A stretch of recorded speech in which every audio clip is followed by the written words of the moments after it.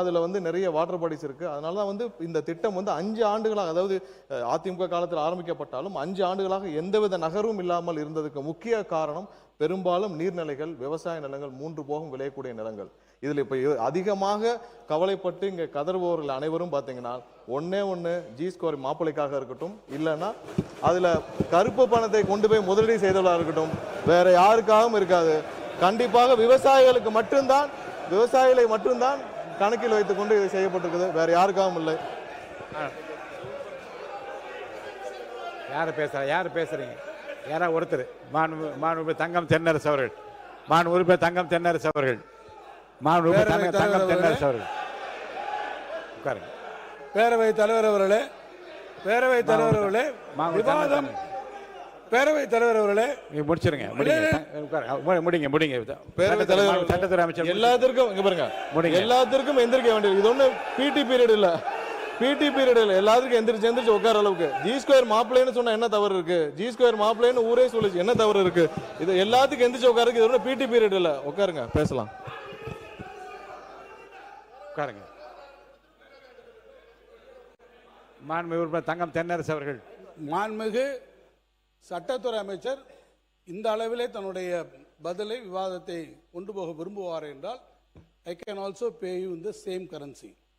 G square மாப்பிள்ளை என்று நீங்கள் சொல்வீர் என்று சொன்னால், வேறு எந்த லாட்டரி மருமனுக்காக புது விமான நிலையத்தை நீங்கள் கொண்டு போவீர் என்று நான் கேட்க முடியுமா? நான் கேட்கவா? நான் கேட்கிறேன்.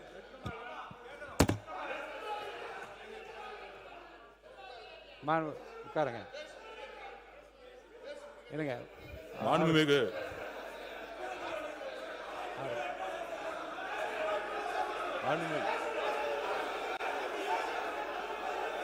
உட்காருங்க. அவரு தான் பேசணும். மாண்புமிகு பேரவைத் தலைவர் அவர்களே, உட்காருங்க. பேச அனுமதிக்கிறேன்.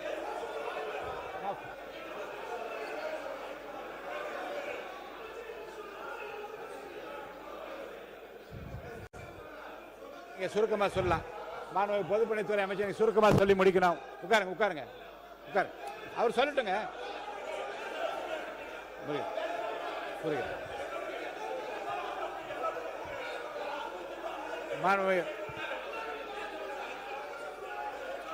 அவருக்கு முடிச்சிட்டுமே. அவர் என்ன கேள்வி வேணா கேட்கட்டும், அதுக்கு நான் ரெடியா இருக்கேன். பதில் உட்கார்ந்து அண்ணன் கேட்க சொல்லுங்க. தள்ளுபடி அத்தனை பேரும் அல்லம்படி 6 முதல் 60% வரை ஆடி தள்ளுபடியுடன் சூப்பர் சரவணா ஸ்டோர்ஸ், சென்னை, மதுரை, கோவை. நீங்க உட்கார்ந்துங்க. அப்ப அவர் பேசிட்டான். மாண்புமிகு தங்கம் தென்னரசு அவர், மாண்புமிகு தங்கம் தென்னரசு இல்ல ஒரு அவரே இல்ல நான் என்ன சொல்றேன், நீங்க ஒரு ஆரோக்கியமா விவாதம் சொல்லு. உட்காருங்க. நீங்க என்ன சொல்றேன், நீங்க உட்காருங்க. பரந்தூர் ஏர்போர்ட்டை எதற்காக கொண்டு வந்திருக்கிறோம்? பரந்தூர் அமைக்கக்கூடியதிலே நான் நேற்று செய்தியாளர் சந்திப்பிலே கூட விவரமாக சொல்லி இருக்கிறேன். சென்னையினுடைய புவியியல் அமைப்பில் வேறு எந்த இடத்துக்கும் கொண்டு போக முடியாது. நேரடியாக நாங்கள் உடனடியாக போய் பரந்தூரில் உடனடியாக போய் பார்க்கல. உங்களுடைய அதிகாரிகள் இருக்கிறார்கள், அவரிடத்துல கூட கேளுங்க. பரந்தூரை தேர்ந்தெடுப்பதற்கு முன்பு யார் அதுக்கு அப்ரூவல் கொடுக்கணும்? அப்ரூவல் கொடுக்கணும். எத்தனை சைட் நாங்கள் போய் பார்த்துருக்கோம்? சோழிங்கநல்லூரில் பார்த்துருக்கோம், படாலத்தில் பார்த்துருக்குறோம், பன்னூரில் பார்த்துருக்குறோம். ஒவ்வொரு இடங்களிலும் ஏற்கனவே பல இடங்களிலே அதை ஆய்வு செய்து அது ஏற்றுக்கொள்ளவில்லை. ஏர்போர்ட்ஸ் அத்தாரிட்டி ஆஃப் இந்தியா ஏற்றுக்கொள்ளவில்லை. காரணம் நேற்றே நான் விளக்கி இருக்கிறேன். சென்னையினுடைய கிழக்கு பகுதியிலே வங்கக்கடல் இருக்கிறது, அந்த பகுதியில் நீங்கள் போக முடியாது. நார்த்துக்கு போனீங்கன்னா ஒன்று மணலிலிருந்து, எண்ணூர்லேருந்து எல்லா இண்டஸ்ட்ரியல் எஸ்டேட்ஸு, அந்த பக்கம் பழவேற்காடு ஏரி, சூழலியல் பிரச்சனைகள், அந்த பக்கத்தை நார்த்தில் போக முடியல. சவுத்துக்கு போகிறீங்க, சோழிங்கநல்லூர் போய் பார்க்குறீங்க, அது தாம்பரம் ஏர்பேஸோட நேராக வருது. அதோட ஏர் ஸ்பேஸுக்குள்ளே நம்ம வைக்க முடியல, ஏன்னா பிகாஸ் அது டிஃபென்ஸ் இதுக்குள்ளே இருக்குது. அடுத்து தள்ளி போனீங்கன்னா அந்த பக்கம் கல்பாக்கம் அனல் மில் நிலையம், இந்த பக்கம் போனீங்கன்னா வேடந்தாங்கல் பறவைகள் சரணாலயம், எந்த பகுதியிலும் அங்கே போக முடியல. அது ஏற்றுக்கொள்ளவில்லை. இந்த இடங்களை எல்லாம் ஏற்றுக்கொள்ளவில்லை, ரிஜெக்ட் செய்கிறார்கள். அடுத்து எங்கே வர்றோம்? வெஸ்ட்டுக்கு தான் வர முடியும். வெஸ்ட் சைடில் போகும்போது தான் நம்ம 2 இடங்களை பார்க்குறோம். பன்னூர் ஒன்று பார்க்குறோம், பரந்தூர் ஒன்று பார்க்குறோம்.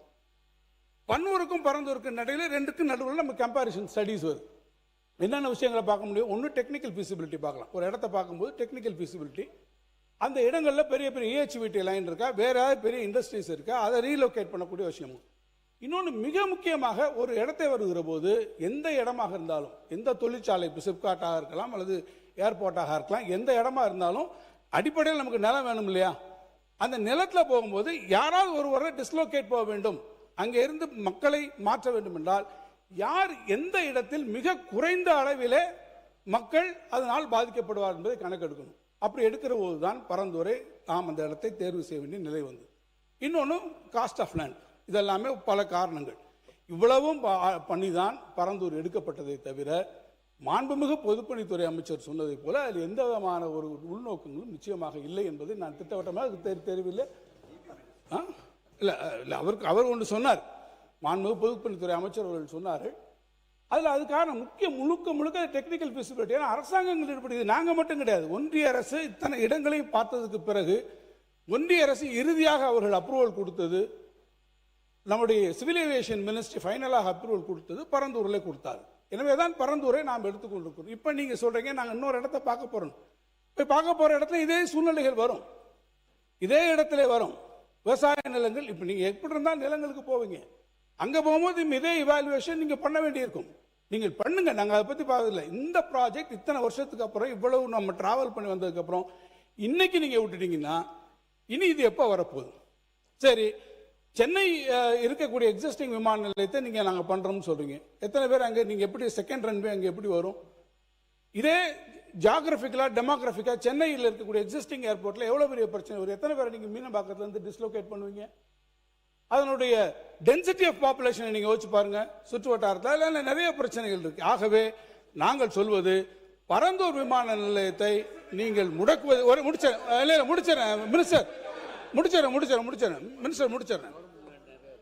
இல்லை இல்லை, அதில் நாங்கள் சொன்னதுபடி நீங்கள் ஏற்கனவே இந்த முடிச்சிடறேன், ஜஸ்ட் கன்க்ளூடிங்.